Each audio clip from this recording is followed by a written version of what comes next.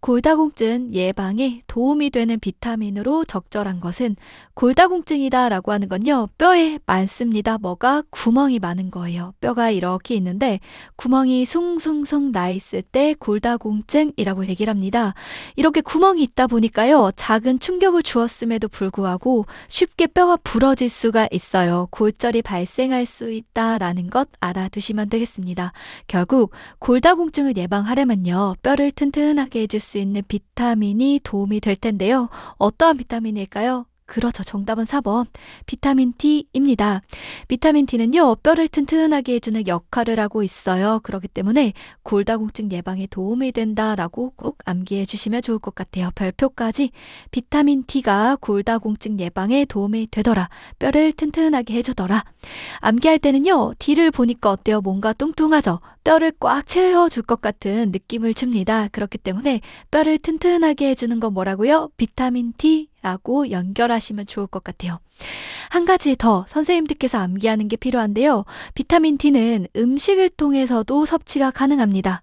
또 피부를 통해서도 합성을 할 수가 있습니다. 만들어낼 수가 있는 거예요. 그렇기 때문에 비타민 D 합성을 위해서 햇볕을 쬐주세요 라는 얘기를 하기도 하거든요. 요것도 함께 기억하도록 하겠습니다. 굉장히 특징적인 모습이기 때문에 그런데요. 비타민 D는 피부에요, 햇빛을 쬐주면 또 합성이 됩니다. 그걸 통해서도 우리가 도움을 받을 수 있는 거예요. 햇볕을 쬐게 되면 자외선을 받게 될 텐데 자외선이 피부에 들어오게 되었을 때 비타민 D가 합성이 될 수 있습니다. 한 번 더 정리하고 넘어가도록 할게요. 골다공증이라고 하는 건 뼈에 구멍이 숭숭숭 나는 걸 얘기하게 된다. 결국 골다공증을 예방하려면 뼈를 튼튼하게 해줄 수 있는 비타민이 도움이 될 텐데 비타민의 종류 어떤 거라고요? 비타민 D, 뚱뚱하게 생겼죠. 뭔가 꽉 채워주는 느낌을 갖고 있는 비타민 D가 뼈를 튼튼하게 해주더라. 꼭 암기를 해주셔야 되는 거고, 비타민 D는 음식을 통해서도 섭취할 수가 있고 햇볕을 쬐어서 피부를 통해서도 합성할 수가 있다. 여성 부인의 노화에 따른 비뇨 생식기계의 변화로 옳은 것은, 노화가 되면요, 필요한 기능들이 모두 다 떨어지는 그러한 특징을 갖게 됩니다. 요거를 선생님들께서 꼭 기억을 해주시면 될 것 같은데요. 문제 한번 풀어보도록 할게요. 난소가 커진다. 커질까요? 필요한 기능들은 떨어진다라고 했죠. 작아지게 되고. 질벽이 두꺼워진다? 아닙니다. 질벽도 얇아지게 될 거고요. 성적 욕구가 감소한다? 아닙니다. 성적 욕구는요, 기본적인 본능이에요. 그렇기 때문에 감소하는 건 아닙니다. 가슴이 처지고 커진다. 처지는 건 맞는데요. 가슴의 크기도 작아지게 될 겁니다. 질의 수축 및 분비물이 감소한다? 예, 맞습니다. 정답은 5번인데요. 질이 쪼그라들어요. 수축이 됩니다. 그리고 질에서의 분비물도 감소하게 됩니다. 그러다 보니까 성급을 했을 때 통증이 있을 수도 있더라 라는 거 기억해 두시면 될 것 같고요. 다만 요거 헷갈리지 않도록 할게요. 아, 노화라고 했으면 필요한 기능들이 다 떨어진다고 했으니까 이것도 감소하는 게 맞는 거 아니야? 라고 생각하실 수 있는데 아닙니다. 성적 욕구는 기본적인 본능입니다. 그렇기 때문에 감소하는 것 아니다. 요거 헷갈리지 않도록 할게요. 자신의 의지와 상관없이 소변이 밖으로 흘러나오는 증상을 의미하는 것은, 자, 이런 용어는 무엇일까요? 소변이 밖으로 흘러나온대요. 근데 본인의 의지와 상관이 없대요. 조절할 수 없다고 합니다. 정답은 그렇죠. 1번이 됩니다. 식음이다 라고 하는 건요, 이름 자체 뜻이 조절할 수 없는, 우리의 의지와 상관없이 이런 뜻을 담고 있어요. 결국 조절할 수 없게 소변이 나오는 것이라고 해서 올해는 요실금이라고 이름을 붙입니다. 다시 한번 암기해 볼게요. 자신의 의지와 상관없이 결국 조절이 불가능하게 소변이 바깥으로 흘러나오는 증상이 있을 때 요실금이라고 이름을 붙이고 있습니다. 변실금은 뭘까요? 그렇죠. 조절할 수 없게끔 대변을 보게 되었을 때 그때 우리는 변실금이라고 표현하게 되고요. 설사는 묽은 변을 보는 거죠. 혈변은 대변을 봤는데요, 혈액이 섞여 있습니다. 그러면 우리는 혈변이라고 표현하고 있고요. 전립선 비대증은 뭘까요? 이름 그대로 전립선이 비대해진 거예요. 부어있는 상태를 있을 때 우리는 전립선 비대증이라고 이름을 붙이고 있습니다. 기침, 웃음, 재채기 등 복압이 상승이 되면서 소변이 흘러나오는 요실금의 유형은 요실금은요, 다양한 증상에 따라서 유형이 나눠지고 있습니다. 지금과 같이 복압이 상승을 하게 되어 복부의 압력이 상승할 때 배에 힘이 들어갔을 때마다 소변을 찔끔찔끔 볼 수가 있는데 이러한 요실금을 뭐라고 얘기할까요? 정답은 그렇죠. 2번입니다. 복압성 요실금이라고 표현해요. 복압이 올라갈 때마다 요실금이 나와요. 소변을 찔끔찔끔 보게 됩니다. 그러다 보니까 복압성 요실금이라고 표현하게 되고요. 어떤 경우래요? 복부에 힘이 들어가는 기침을 하거나 웃음을 짓거나 재채기할 때 이와 같이 배에 힘이 들어가는 상황일 때 복부의 압력이 증가할 때 복압이 상승할 때 소변을 보게 되면 우리는 복압성 요실금이라고 표현합니다. 이게 자주 출제가 되는 이유가 있는데요. 여성 노인분들은요, 특히나 요실금을 많이들 경험하게 될 거고요. 그 여러 가지 유형 중에서도 복압성 요실금이 압도적으로 많아요. 그렇다 보니까 우리 시험에서도 자주 출제가 되고 있는 이름이라서 선생님들께서 꼭 암기해 두시는 게 필요할 것 같아요. 전립선 비대증의 증상으로 옳은 것은 전립선 비대증이다라고 하는 건요, 이름 그대로 전립선이 비대해진 겁니다. 커져 있는 상태일 때를 얘기하게 되는데 어떠한 증상이 있을지 하나하나 살펴보도록 할게요. 일단은요, 아래에 있는 그림부터 보겠습니다. 그림을 보게 되면 이 부분이 있는데 여기는 방광이에요. 소변이 모이게 되는 부분이고요. 이 부분이 소변이 나오게 되는 요도가 될 거고요. 이 옆에 있는 것들 보이죠? 여기가 전립샘이 됩니다. 전립선은 양쪽에 있거든요. 전립선 비대증이 되었다라고 하게 된다면 이렇게 부풀어 오르게 됩니다. 커지게 되고요. 결국 요도를 눌러요. 소변이 바깥으로 나와야 되는데 잘 나오지 못합니다. 이러한 상태일 때 전립선 비대증이다라고 표현하게 되고요. 결국 소변이 잘 나오지 않는 것과 관련된 다양한 증상들이 나타나게 됩니다. 문제 한번 풀어볼게요. 1번입니다. 소변의 줄기가 굵어진다? 아닙니다. 어떻게 될까요? 그렇죠. 가늘어지게 됩니다. 소변이 나가야 되는데 통로가 좁아져 있다 보니까 제대로 나갈 수가 없죠. 그래서 가늘어지게 되는 거고요. 소변을 시원하게 본다? 아니죠. 통로가 좁아져 있다 보니까 나가지 못해서 소변 시원하게 보지를 못합니다. 그 다음이요. 밤에 자다가 소변을 보려고 자주 깬다? 맞습니다. 밤에 자다가도요, 소변 때문에 자주 깨는 경우가 생기게 됩니다. 밤에 소변을 보는 것 우리는 뭐라고 표현할까요? 그렇죠. 야뇨. 소변을 보는데 밤에 본다, 야뇨라고 표현하게 되고요. 배뇨 후에 소변을 보고 난 다음에 소변이 전혀 마렵지 않다? 아닙니다. 소변을 지금 막 봤는데요. 2시간 이내로 또다시 소변이 마렵게 됩니다. 이렇게 자주 소변을 보는 것 뭐라고 표현할까요? 그렇죠. 빈뇨. 자주 있다는 거예요. 소변을 자주 보게 되더라. 그래서 우리는 빈뇨라고 표현합니다. 소변이 마려울 때 참는 거 쉽다? 아닙니다. 소변이 마려우면요, 참기가 너무 어렵습니다. 긴급하게 소변을 봐야 될 것 같거든요. 그래서 요거를 우리는 긴박뇨라고 표현합니다. 소변을 보는데 굉장히 긴박하게 보는 거예요. 참지 못하겠는 그러한 느낌을 받게 됩니다. 전립선 비대증이 되었다라고 했을 때 특징적으로 이와 같은 증상들이 있게 되는데요. 다시 한번 찝어보고 넘어가도록 할게요. 소변 줄기 어떻게 된다고요? 통로가 좁아지니까 다 늘어지게 되고 소변을 시원하게 볼 수가 없고 밤에 자다가도 소변 때문에 일어나게 되는데 밤에 소변을 보는 걸 우리는 야뇨, 소변을 자주 보게 되는데 빈뇨. 그래서 소변을 보고 났는데도 불구하고 2시간 이내로 소변을 또 보러 가야 되는 상황이 됩니다. 소변이 마려울 때 참는 게 굉장히 어렵다, 긴급하게 소변이 매렵다라고 했죠. 그렇기 때문에 긴박뇨라고 표현하고 있습니다. 욕창을 예방하기 위한 방법으로 한 것은 욕창이라고 하는 건요, 피부의 손상을 얘기하게 됩니다. 잘 움직이지 못하는 대상자분이 계세요. 그렇게 되면 피부가 눌리게 되죠. 한 자세로 계속 있다 보면 눌리는 부위가 생기게 되고요. 눌리는 부분은 혈액순환이 되지 않다 보니까 피부가 손상될 수가 있습니다. 그랬을 때 욕창이 발생했다라고 표현을 하게 되는 거고, 이러한 욕창을 예방하기 위한 방법들은 매우 중요하게 되거든요. 어떠한 것들이 있는가 지금부터 살펴보도록 할게요.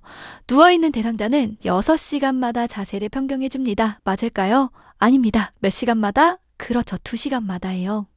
여러 연구를 했는데 적어도 2시간마다 자세를 변경해 줘야지만 욕창을 예방할 수 있다고 합니다. 그렇기 때문에 정해진 거예요. 꼭 암기하도록 할게요. 누워있는 대상자는 몇 시간마다? 그렇죠. 2시간마다 자세 변경이 필요하고요. 의자에 있거나 휠체어에 앉아있는 대상자입니다. 그러면 몇 시간마다 필요하게 될까요? 그렇죠. 이때는 1시간이에요. 더 빨리 자주 자세를 변경해 주는 게 필요하게 됩니다. 다시 한 번 더 헷갈리지 않도록 암기해 볼게요. 누워있는 대상자는 2시간마다 자세 변경이 필요하고 의자나 휠체어에 앉아있는 대상자는 몇 시간이요? 1시간마다 자세 변경이 필요하게 됩니다. 찬물을 사용하여 씻고 말린다. 찬물은요, 너무나 자극적이에요. 욕창을 예방하려면 피부에 자극이 되지 않는 게 필요하거든요. 찬물이 아니라 미지근한 물을 사용하는 게 필요하게 되고요. 천골 부위에 도넛 모양의 베개를 대준다. 천골이다 라고 하는 건요, 엉치뼈를 얘기합니다. 허리 조금 아랫부분에 뼈가 있는데요. 그 뼈를 얘기하게 되는 거고, 이 부분에 베긴다고 해서 도넛 모양의 베개를 대줄 때가 있거든요. 옆에 있는 그림 한번 볼게요. 이렇게요. 동그란 베개를 우리는 도넛 모양이다 라고 해서 도넛 모양의 베개라고 표현하게 되는데, 요거 절대 사용하면 안 됩니다. 사용하면 안 된다. 꼭 기억하도록 할게요. 이 베개를 사용하게 되면요, 이 특정 부분만 압력이 더 가해지게 됩니다. 오히려 욕창을 발생하게 만들어요. 그렇기 때문에 도넛 모양의 베개는 사용하면 안 된다. 꼭 기억할게요. 4번이요. 파우더를 사용해 피부를 건조하게 한다. 파우더도요, 안 된다. 기억합니다. 파우더 자체는요, 피부에 자극이 될 수도 있고요. 땀 구멍을 막는 역할을 할 수가 있습니다. 그렇기 때문에 절대 사용하지 않는다. 5번이요. 몸에 꽉 끼는 옷은 피한다. 맞습니다. 정답은 5번이에요. 꽉 끼는 옷은 혈액순환을 저해할 수가 있죠. 그렇기 때문에 꽉 끼는 옷은 피하는 게 필요하게 됩니다. 정답은 5번이 되었고요. 다시 한 번 더 정리하고 넘어가도록 할게요. 욕창을 예방하는 건 매우 중요하다. 욕창은 피부가 손상되는 건데 눌리면서 그쪽에 혈액순환이 되지 않아서 발생하는 거다. 이해해 주시면 될 것 같고요. 누워있는 대상자는 몇 시간마다 자세 변경한다고요? 2시간마다. 의자에 있거나 휠체어에 앉아있는 대상자는 1시간마다 꼭 기억하도록 합니다. 미지근한 물을 사용해서 씻고 말리는 게 필요하게 되고, 천골 부위에 도넛 모양의 베개 사용하면 안 된다. 파우더도 사용하면 안 된다.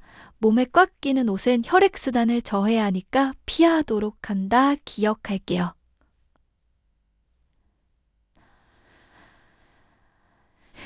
노화에 따른 시각의 특성으로 옳은 것은, 노화가 되었다라고 했을 때는요, 필요한 기능들이 떨어지는 것이라고 생각하시면 됩니다. 불편한 것들은 증가하게 되는데 정작 필요한 기능들은 점차 저하가 됩니다. 떨어지게 되더라. 그러면 내용 한번 살펴보도록 할게요. 1번이요. 눈부심이 감소한다. 눈부심은요, 점차 증가하게 됩니다. 불편한 것들은 증가하게 되는 거고요. 필요한 기능들은 기능이 떨어지게 됩니다. 2번이요. 같은 계열의 색을 잘 구별하지 못한다. 맞습니다. 비슷한 색깔을요, 구별하는 게 어려워지게 될 거고요. 3번이요. 눈꺼풀이 처지게 되고 눈이 앞으로 튀어나온다.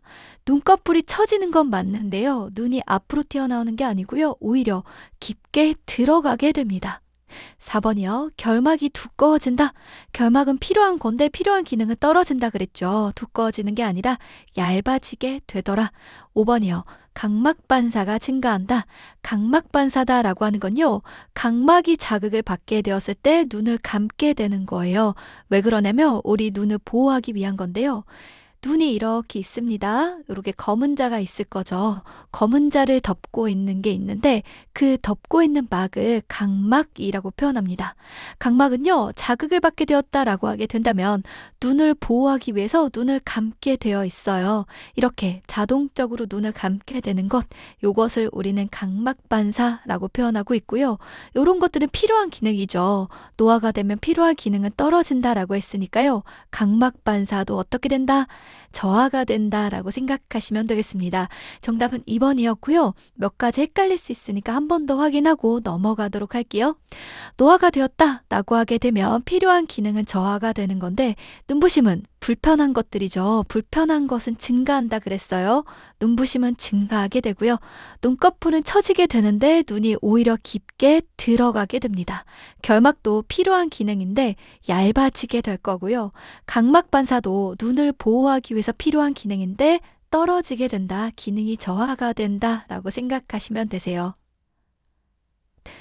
다음이 설명하는 질환은 안압의 상승으로 시신경이 손상이 되고요. 좁은 시야가 나타나면서 안구에 통증까지 있다고 합니다. 이 질환은 무엇일까요? 정답은 그렇죠. 녹내장이 됩니다. 선생님들께서는요, 이 질환의 이름을 꼭 알아두시는 게 필요할 것 같아요. 아주 특징적인 증상을 갖고 있거든요. 안압이 상승한다라고 했습니다. 안압이다라고 하는 건 눈의 압력을 의미하게 되는 거예요. 어떤 이유에서건 눈의 압력이 증가하게 됩니다. 그러면 그 안쪽에는 신경이 있는데요. 시각을 보여주는 눈이 볼 수 있게 도와주는 신경이 있어요. 이 이름을 시신경이라고 붙입니다. 시신경이요. 압력이 높아지다 보니까 눌려지게 되면서 손상을 받게 되는 거예요. 눈을 볼 수 있게 도와주는 신경인데 이 신경이 손상을 받게 되다 보니 눈이 점차 안 보이게 되는 거고요. 특히나 녹내장이다라고 했을 때는요. 좁은 시야가 나타나게 되는데 아래에 있는 그림 한번 볼게요. 정상적으로는 이렇게 다 보이게 돼야 되는데 만약에 녹내장이다라고 하게 된다면 이런 식으로요.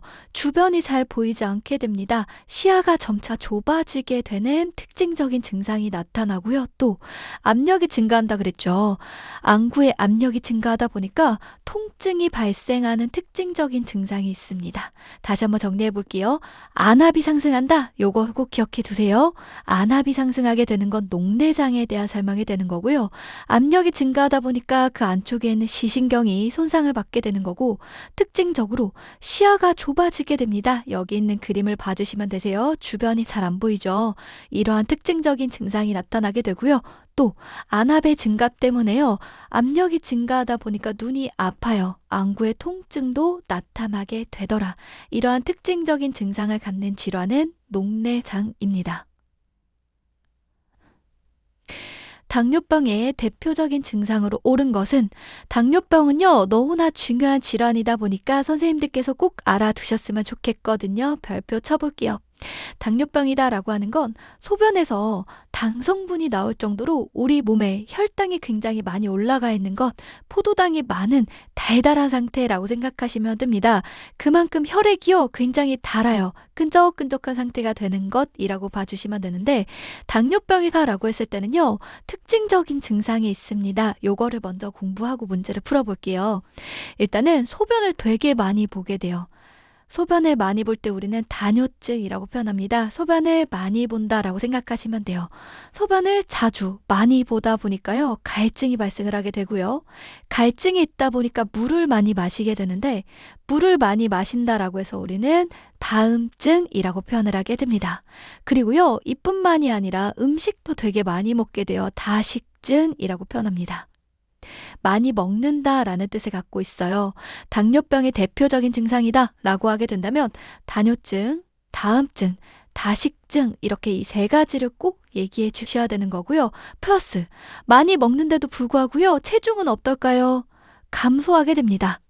원래는요, 많이 먹으면 그걸 우리 몸에서 써야 되는데요, 쓰지를 못하는 거예요. 그대로 혈액 안에 있다가 소변으로 배출이 된다라고 생각하시면 됩니다. 그러다 보니까 많이 먹는데도 불구하고 오히려 체중은 감소하는 그러한 증상을 보이게 된다라고 생각해 주시면 되세요. 문제 한번 풀어볼게요. 물을 적게 마시는 거 아니죠? 물을 많이 마신다라고 말씀을 드렸습니다. 왜요? 갈증이 있다 보니까. 갈증의 발생은 왜 한다 그랬죠? 소변을 많이 보면서 나타나게 된다라고 말씀드렸습니다. 그러니까 정답은 3번이 될 거고요. 체중이 증가하는 게 아니라 그렇죠. 감소하게 되더라. 다시 한번 정리하고 넘어가도록 할게요. 조금 복잡하다 보니까 제가 한 번 더 요약해서 정리 드리고 넘어가도록 하겠습니다. 당뇨병이다 라고 하는 건요. 소변에서 방성분이 있을 정도로 우리 몸에 혈당 수치가 굉장히 높은 것, 당이 많은 상태, 달달한 상태라고 생각하시면 돼요. 몸에 너무나 많다 보니까 소변으로까지 당이 나오는 것이라고 봐주시면 되는데, 이럴 때는요, 특징적으로 소변을 정말 많이 보게 됩니다. 소변을 많이 볼 때 우리는 다뇨증이라고 표현하게 되고, 소변을 많이 보다 보니까 갈증을 느끼게 되고요. 갈증 때문에 물을 많이 마시게 됩니다. 다음증 나타나게 되고요. 또 다식증이 있습니다. 원래는요, 많이 뭔가를 먹으면 우리 몸에서 써줘야 되는데 써주질 못하고 다 소변으로 나가는 거예요. 그러다 보니까 허기가 지거든요. 그래서 음식도 많이 먹게 됩니다. 다식증이 나타나게 되는데, 이렇게 함에도 불구하고요, 우리 몸에서 활용을 못하다 보니까 어떻게 된다? 체중은 오히려 빠지게 된다라는 것 기억하도록 할게요. 당뇨병의 가장 특징적인 3가지 증상 하게 되면 다뇨증, 다음증, 다식증, 이 3가지를 꼭 기억해 두셔야 되는 거고요. 더불어서 체중도 빠지게 되더라까지 연결해서 기억해 주세요. 선망에 대한 설명으로 옳은 것은, 선망이다 라고 하는 건 의식 수준이 불분명한 상태를 의미하게 돼요. 그러다 보니까 여러 가지 특징을 갖고 있는데 치매하고 비교해서 문제가 나오는 경우들이 많거든요. 이번 문제에서는 일단은요, 선망에 대해서 정확하게 알고 넘어가는 걸로 할게요. 다른 문제를 통해서 치매에 대한 것도 다뤄보도록 하겠습니다. 선망은 서서히 발생한다 맞을까요? 아닙니다. 서서히 발생하는 건 치매를 의미하게 되고요. 선망은 갑작스럽게 급격하게 증상이 나타납니다. 갑자기 의식 수준이 불분명해진다라고 생각하시면 돼요. 그 다음이요. 의식의 변화가 없다? 아닙니다. 의식의 변화도 있게 되고요. 주의력 감퇴가 있다? 예, 맞습니다. 갑작스럽게 주의 집중이 떨어지기도 하고요. 4번이요. 진압력 장애는 없다? 아닙니다.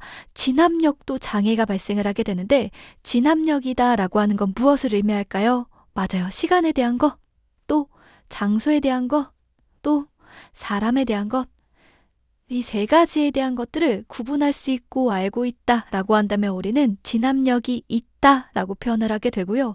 이 3가지에 대한 것들을 헷갈려 한다, 혼돈이 있다라고 한다면 진압력에 장애가 있다, 진압력이 없는 상태이다, 이런 식으로 표현을 하고 있어요.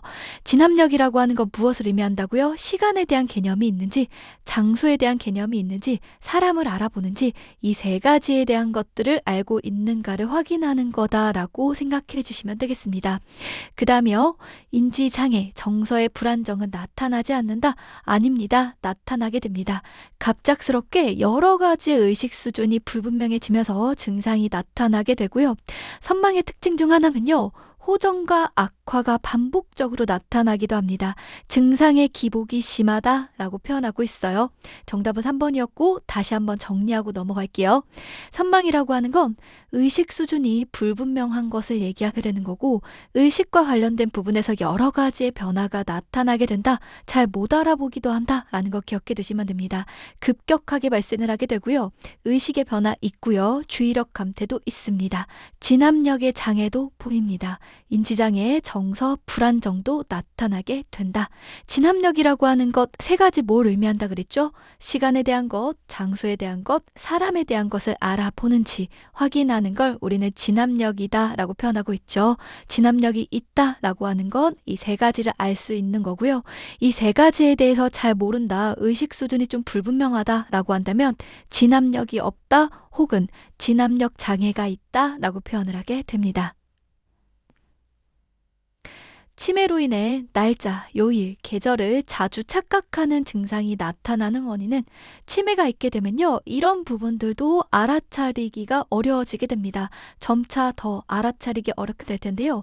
날짜, 요일, 계절, 이와 같은 것들은 시간에 대한 개념이 될 거고요. 이런 것들이 저하가 발생하는 것, 잘 알아차리지 못하게 되는 것, 우리는 표현할 때 진압력이 저하가 되었다라고 얘기하고 있습니다. 정답은 1번이에요.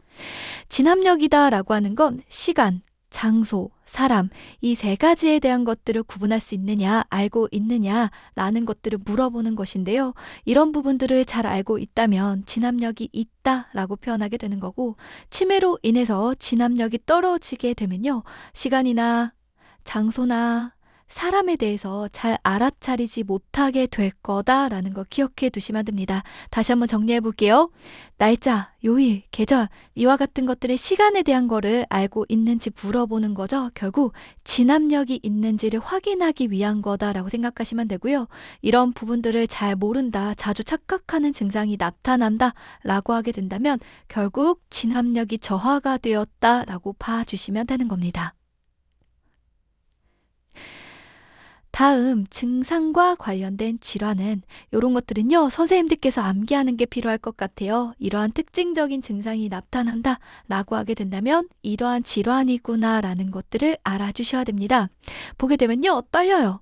몸이 떨리는 것, 뭔가 손가락 같은 것들도 떨림이 있거든요. 이런 것들을 우리는 진전이라는 표현을 쓰기도 합니다. 조금 더 어렵죠. 똑같은 말입니다. 떨리는 증상이 있을 때 진전의 증상이 있다 라고 표현하게 되고요. 행동을 하는데 느려요. 그리고 몸이 딱딱하게 굳어있는 듯한 모습을 보이게 됩니다. 당연히 자세도 불안정하게 되고요.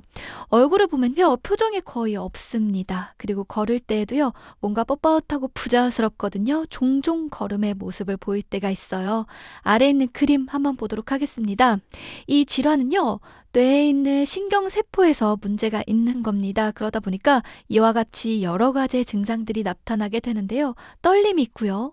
행동도 느려지게 되고요. 몸이 뭔가 꾸부정하면서 경직되어 있습니다. 굳어있는 모습이 보이고요. 그러다 보니까 자세가 불안정합니다. 얼굴을 보게 되면 표정이 없고요. 걸을 때에도요. 우리가 잘 걷지를 못하고 종종 걷는 모습을 보게 됩니다. 이거는 어떠한 질환을 의미하게 되는 걸까요? 맞아요. 정답은 5번입니다. 파킨슨 질환이라고 이름을 붙이고 있어요. 다시 한번 읽어볼게요. 파킨슨 질환. 파킨슨 질환일 때는 이와 같이 특징적인 모습을 보이게 된다라고 생각해 주시면 되겠습니다. 노인의 운동관리 방법에 대한 내용으로 옳은 것은 노인의 운동관리를 할 때는요. 선생님들께서 꼭 기억해 주실 게 있는데 뭐냐면 무리하지 않는 거예요. 무리하지 않아야 된다. 요것만 기억을 잘 해두시면 되겠습니다. 문제 한번 풀어볼게요. 1번이요. 준비 운동은 필요하지 않다. 맞을까요? 아니죠. 준비 운동이 필요하게 됩니다. 무리하지 않아야 된다라고 했죠. 바로 본격적으로 운동에 확 들어가게 되면 몸이 놀라요. 그러니까 그렇게 하는 게 아니라 준비 운동을 꼭 해주셔야 된다. 기억할게요. 그 다음이요.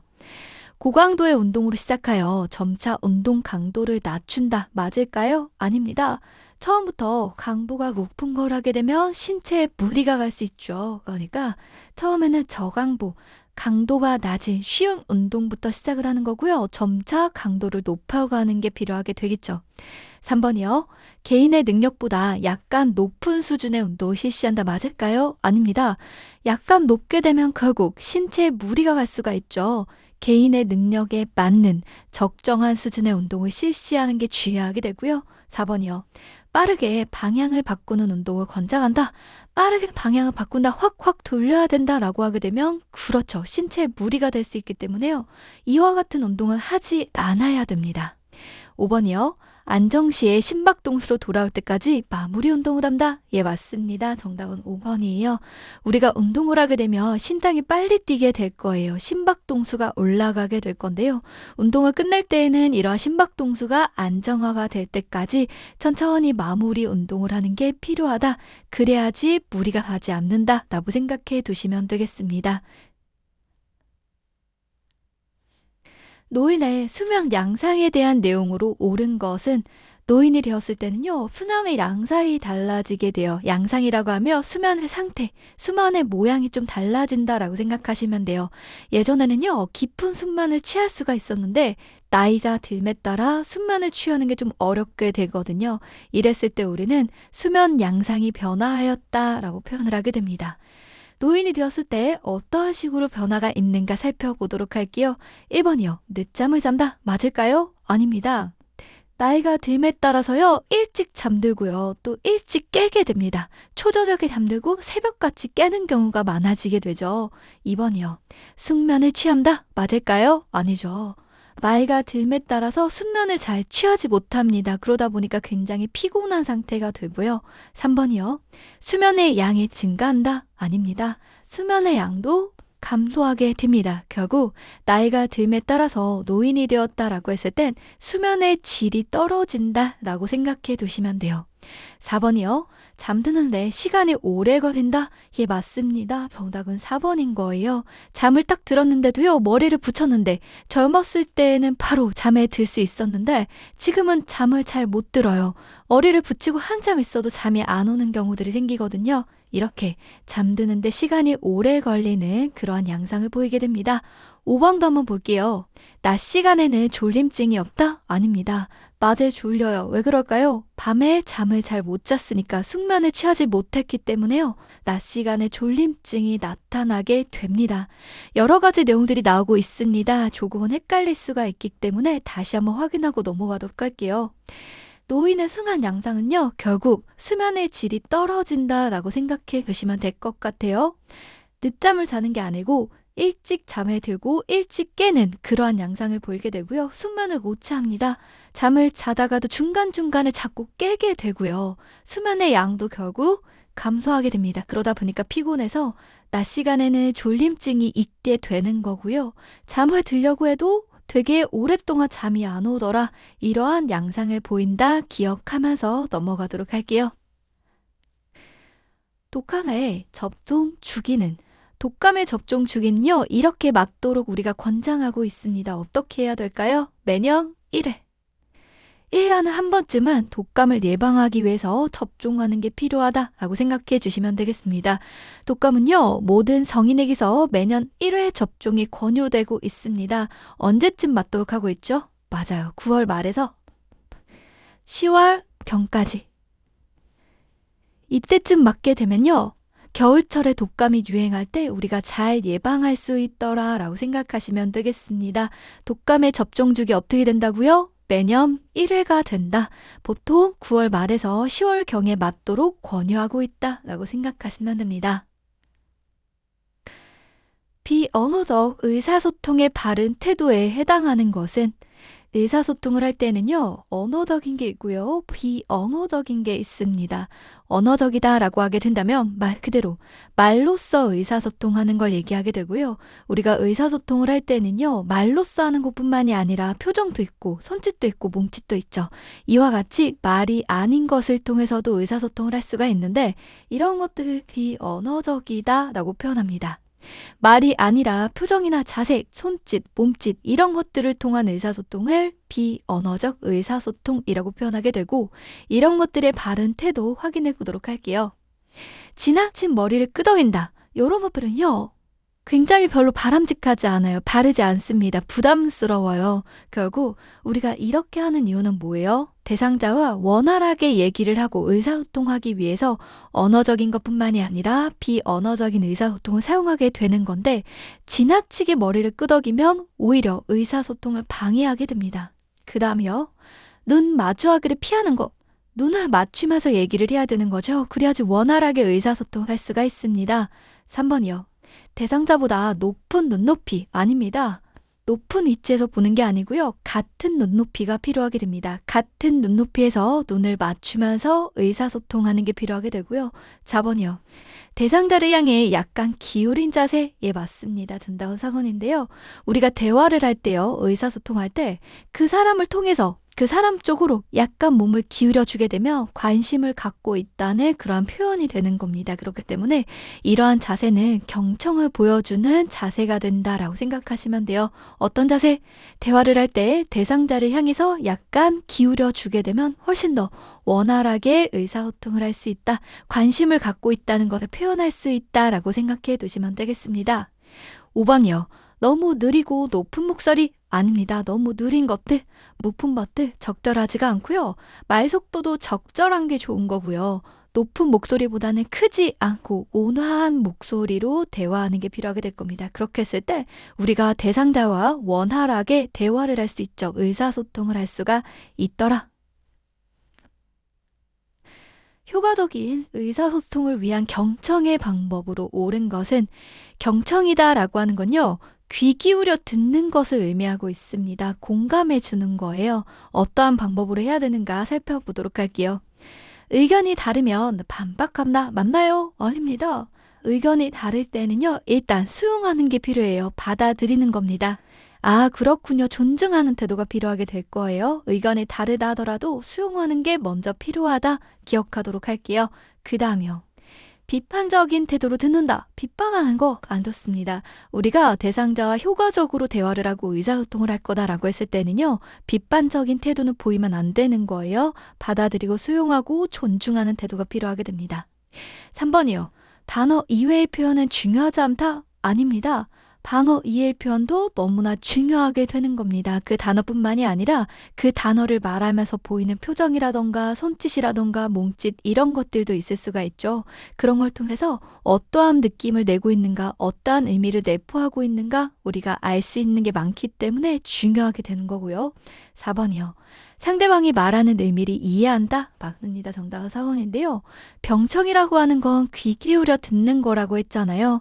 귀 기울여 들으면서 대상자에 대한 것들을 잘 공감해 주는 게 필요하게 됩니다. 결국 상대방이 말하는 의미를 잘 이해해주는 귀 기울이는 자세가 될 거다라고 생각하시면 돼요. 5번이요. 경청하고 있다는 것을 표현할 필요는 없다? 아닙니다. 표현하는 게 필요하게 되는 겁니다. 우리가 대화할 때 상대방이 내 얘기를 잘 들어주고 있구나, 경청하고 있구나 라는 것들을 알게 하는 게 필요하다라고 봐주시면 돼요. 그렇게 했을 때 더 잘 효과적으로 대화할 수가 있겠지요.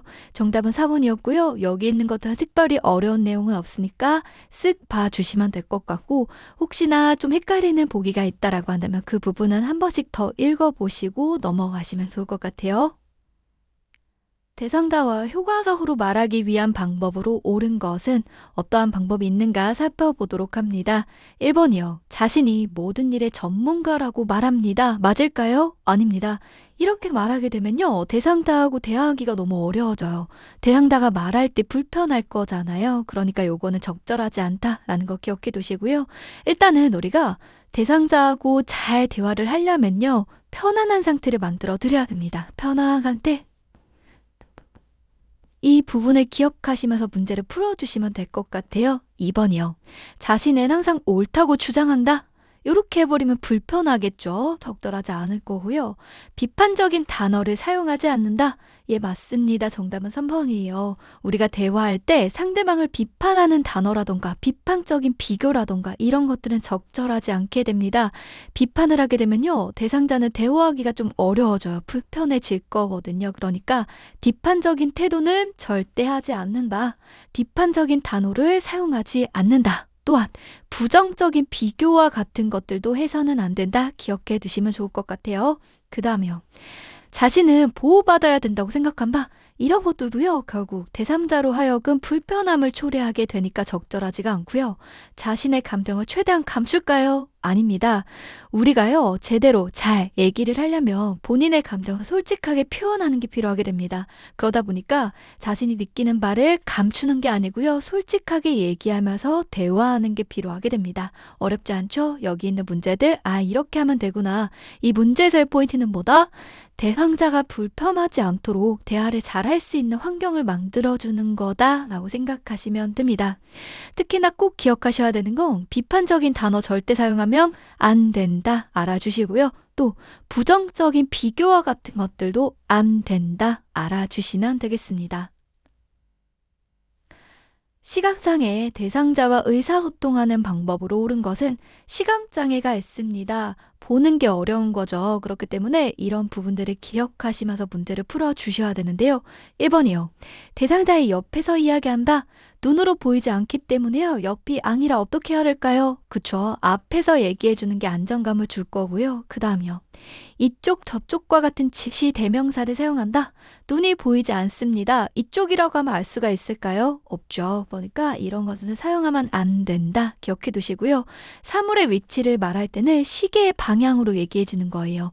몇 시에 뭐가 있다 이런 식으로요. 그래서 이쪽 저쪽 이런 표현들은 시각장애 대상자 분들에게는 맞지 않으니까 사용하면 안 되는 거고요. 사물의 위치를 얘기할 때는 시계의 방향으로 표현을 해줘야 된다. 함께 기억하도록 할게요. 3번이요. 대상자를 중심으로 오른쪽 왼쪽을 설명합니다. 맞습니다. 나를 중심으로 하는 게 아니고요. 대상자를 중심으로 오른쪽 왼쪽 이런 식으로 설명을 해 주셔야 됩니다. 헷갈리지 않도록 할게요. 누구를 중심으로? 대상자를 중심으로. 4번이요. 말을 건네기 전에 신체 접촉을 먼저 한다? 맞을까요? 안 됩니다. 눈이 잘 보이지 않습니다. 근데 갑자기 덥석 만지거나 이렇게 하게 되면 깜짝 놀랄 수가 있죠. 그러니까 특히나 시각장애 대상자 분들이다라고 했을 때는요. 신체 접촉하기 전에 꼭 먼저 말을 건네는 게 필요하다 기억하도록 할게요. 5번이요. 몸짓, 얼굴 표정 등으로 이야기를 전달한다. 시각장애 대상자분들은 눈이 잘 보이지 않죠. 이런 것들은 맞지 않는 얘기가 되는 거고요. 몸짓이나 얼굴 표정 등으로 이야기를 전달하는 건 어떤 대상자분들에게 맞아요. 귀가 어두운 노인성 난청을 갖고 있는 대상자분들이다라고 했을 땐 귀가 잘 들리지 않다 보니까 표정이나 몸짓, 손짓 이런 게 굉장히 중요하게 되죠. 대상자가 달라지게 됩니다. 이런 것들 실수하지 않도록 할게요. 다시 한번 정리해 봅니다. 귀가 어둡다, 난청이 있다라고 했을 땐 이런 이야기를 전달하는 방식으로 몸짓이나 표정을 쓰는 게 너무나 중요하게 되는데 시각장애 대상자다라고 했을 때는요. 이런 거는 맞지 않는 보기가 될 겁니다. 눈이 보이지 않다 보니까요. 그걸로 인해서 우리가 좀 챙겨드려야 될 부분들이 있죠. 오른쪽 왼쪽 설명할 때는 대상자를 중심으로 하는 거, 뭔가를 사물의 위치를 얘기할 때 시계 방향으로 말해주는 것들, 이쪽 저쪽 이런 표현 쓰면 안 되는 거고요. 말을 건네기 전에 신체 접촉하면 안 돼요. 신체 접촉하기 전 항상 먼저 말로 해서 지금 어떠한 상황이다, 어떻게 할 거다 이런 것들을 말씀드리고 그 다음에 접촉하는 게 필요하다라고 알아두시면 되겠습니다. 요양보호 기록의 원칙으로 옳은 것은 요양보호사로 활동을 하시게 되면요. 기록을 남기게 됩니다. 결국 이러한 기록들은 하나의 정보가 되는 거고요. 더 좋은 서비스를 제공하는 밑거름이 될 겁니다. 공식적인 문서다라고 생각하시면 될 텐데요. 어떠한 원칙이 있는가 살펴볼게요. 1번이요. 주관적인 느낌을 중심으로 작성한다. 맞을까요? 아니죠. 부관적으로 하는 게 아니고요. 객관적으로, 사실 그대로, 있는 그대로를 객관적으로 작성해야 됩니다. 요거는요, 공식적인 문서다라고 생각하시면 될 것 같아요. 2번이요. 기록할 내용은 모았다가 한 번에 작성한다? 아닙니다. 그때그때마다 우리가 뭔가를 했죠. 그러면 그때그때마다 신속하게 작성하는 게 필요하게 되고요. 3번이요. 가능한 길게 내용을 덧붙여 작성한다? 아닙니다. 어떻게 작성해야 된다고 했죠? 사실에 근거해서 있는 그대로를 객관적으로 작성하는 게 필요하죠. 4번이요. 정석을 할 때는요. 덧칠하여 지웁니다. 아닙니다. 덧칠하면 안 돼요.